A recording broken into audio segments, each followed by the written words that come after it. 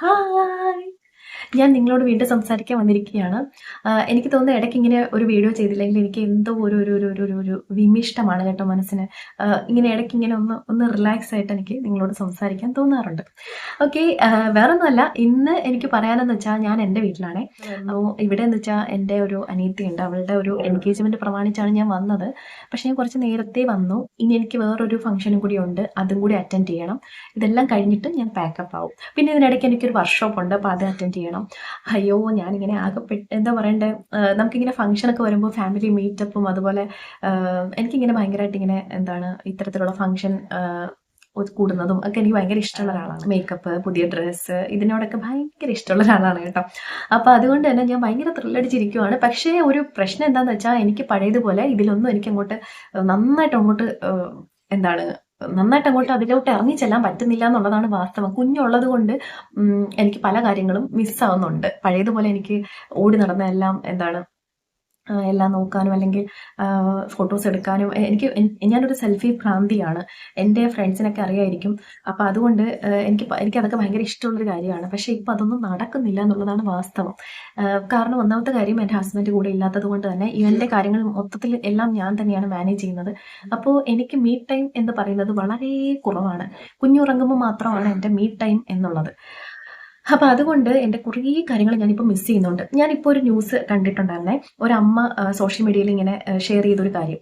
അതായത് കുഞ്ഞിനെ നോക്കി നോക്കി അവർക്ക് ഇങ്ങനെ ഭ്രാന്ത് പിടിക്കുന്ന ഒരു അവസ്ഥ. അവരുടെ ചെവിയിൽ ഇങ്ങനെ മുഴങ്ങിക്കൊണ്ടേ ഇരിക്കുകയാണ്, അമ്മ എടുത്തോ, അല്ലെങ്കിൽ അമ്മ വേണം, അങ്ങനെ. അപ്പോൾ അതുപോലെ തന്നെ ഇപ്പോൾ വാമനോർത്തൊരു ലേറ്റസ്റ്റ് ആയിട്ടുള്ള ന്യൂസ് നിങ്ങളെല്ലാവരും കേട്ട് കാണുമായിരിക്കുമല്ലോ, ഒരു അമ്മ കുഞ്ഞിനെ കൊന്നു എന്ന് പറഞ്ഞിട്ട്.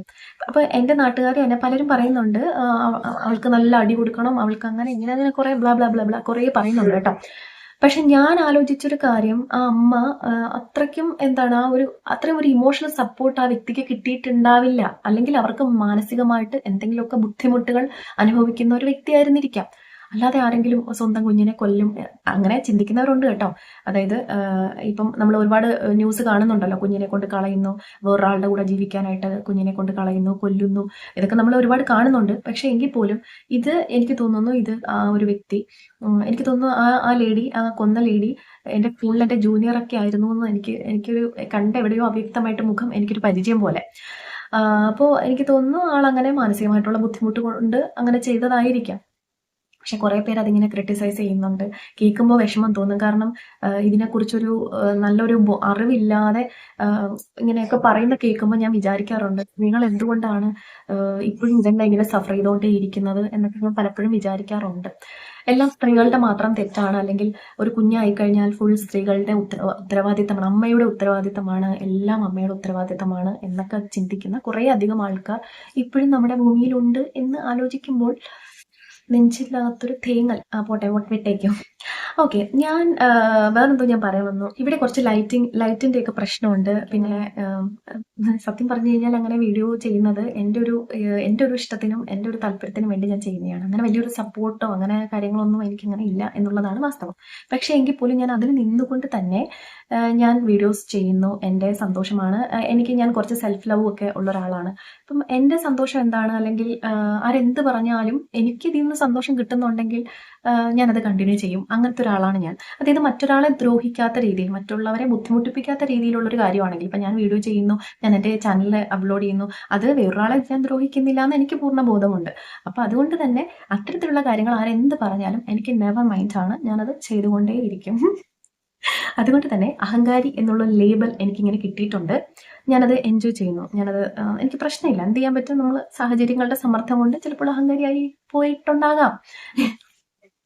ഓക്കെ, എന്തോ ആയിക്കോട്ടെ. നമ്മളിങ്ങനെ ഓപ്പൺ ആയിട്ടുള്ളവരെ, അല്ലെങ്കിൽ നമ്മുടെ ഇഷ്ടങ്ങൾ നോക്കി പോകുന്നവരെയൊന്നും ആരും അങ്ങനെ അങ്ങോട്ട് അക്സെപ്റ്റ് ചെയ്യാൻ കുറച്ച് ബുദ്ധിമുട്ടാണ് പലർക്കും. പക്ഷേ ഞാൻ വിശ്വസിക്കുന്ന ഒരു കാര്യം, ഞാൻ എല്ലാവരോടും പറയാൻ ആഗ്രഹിക്കുന്ന ഒരു കാര്യം, നമ്മൾക്ക് ഒറ്റ ലൈഫേ ഉള്ളൂ. വേറൊരാളെ ദ്രോഹിക്കാത്ത രീതിയിൽ, മറ്റൊരാളെ വേദനിപ്പിക്കാത്ത രീതിയിൽ, മറ്റൊരാൾക്കൊരു വേദന ഉണ്ടാക്കുന്ന രീതിയിലാണ് നമ്മൾ ഓരോ കാര്യങ്ങളും ചെയ്യുന്നതെന്നുണ്ടെങ്കിൽ അത് തെറ്റാണ്. പക്ഷെ നമ്മൾ വേറൊരാളെ ദ്രോഹിക്കാത്ത രീതിയിൽ, അല്ലെങ്കിൽ നമ്മൾ വേറൊരാളുടെ കാര്യം മറ്റൊരാളോട് പോയി പറഞ്ഞ്, ഇവരോട് പോയി പറഞ്ഞ് അവിടെ കുറച്ച് കോൺഫ്ലിക്ട്സ് ഉണ്ടാക്കി അത്തരത്തിലുള്ള കാര്യങ്ങളൊന്നും ചെയ്യാതെ നമ്മൾ നമ്മുടെ കാര്യം നോക്കി പോകുന്നുണ്ടെങ്കിൽ നമ്മൾ പിന്നെ ബാക്കിയുള്ളവർ പറയുന്ന കാര്യങ്ങളൊന്നും കേൾക്കണ്ട എന്നുള്ള ഒരു പക്ഷക്കാരിയാണ് ഞാൻ.